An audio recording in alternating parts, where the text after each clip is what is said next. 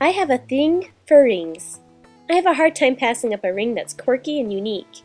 So I've been having a lot of fun designing and creating my own rings this week. I'd love to show you what I've learned. I made all of these rings out of Grafix Shrink Film. They come in a wide variety of colors and finishes. I've tried them all except for the printable inkjet film. I'll test that out on another project. The film is slippery to stamp on, so you'll need to be careful. Place the stamp straight down without wiggling it and lift straight up. Allow the ink to dry before coloring.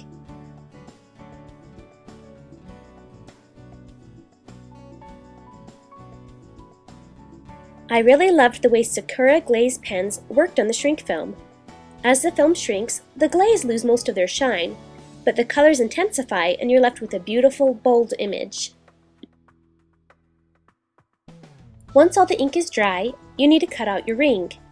Try to make the stamped image be in the center of the strip. The strip itself should be around a ½ inch wide. The length will vary a bit depending on the size of your finger, but will likely need to be between 5 and 6 inches. I recommend rounding off the corners of the band, as angles can be a little sharp once the ring is baked. Before you bake, you'll need to find a cylinder that's about the circumference of your finger. This isn't as hard as it sounds. A lipstick or a marker might work. My favorite thing to use are these pieces from my ratchet tool set. I have a wide variety of sizes, each a millimeter larger than the last. The package also recommends using parchment paper. This is different from wax paper and freezer paper. Lay this on your cookie sheet to protect it. You'll also lay a piece on top of the ring while it's cooking, to prevent the film from curling inward. When making rings, I prefer to bake them face down because it makes them easier to shape. Preheat your oven to 350 degrees or the temperature on the package. I also recommend wearing a light winter glove. When the ring comes out of the oven, you have only seconds to shape it and the film will be hot. Once it's done baking, take the pan out of the oven and immediately place your cylinder in the center of the ring. Use the gloved finger to wrap each side of the band around the cylinder. Hold in place for a few seconds while the film hardens and cools. Slide it off the cylinder and you have a one-of-a-kind ring.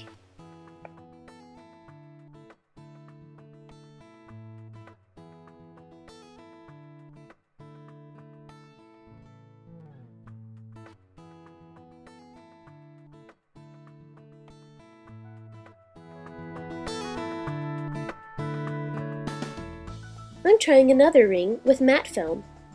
For this one, I rounded off one end of the ring band and made a concave curve at the other end. This makes the gap at the back of the ring less noticeable.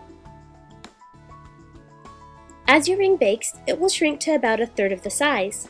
It will curl and twist, but then will flatten again when it's ready. If you peek at your ring and it's curled up, it isn't finished yet. The package says it takes a couple of minutes, but in my experience, it took around 5. Just keep a close eye on it.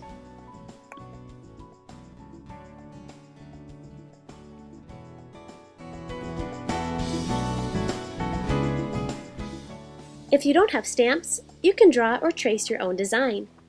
Again, Sakura's glaze pens are great for this.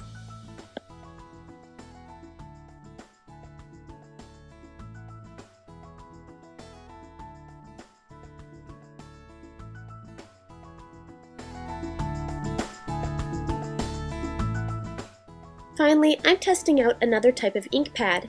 This is a pigment ink.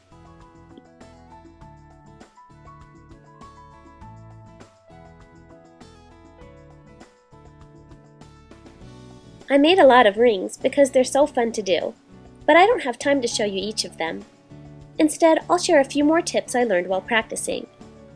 You can clean up small smudges with a wet wipe if you work fast. If your ring turns out bent, don't be disappointed. Prop it upright on the baking sheet and bake again. I only tested a few types of ink: Stays-On solvent ink, Ditto pigment ink, and Stampin' Up's craft pigment ink. I also tried Sakura's glaze pens. All of these stood up to scrubbing, but Stampin' Up's white ink faded to a dove gray. The image is still clearly visible, but the coloring has changed. While it's fun for kids to make their own designs, children should not use an oven or handle the hot shrink film. For more information about the types of shrink film available, visit grafixarts.com.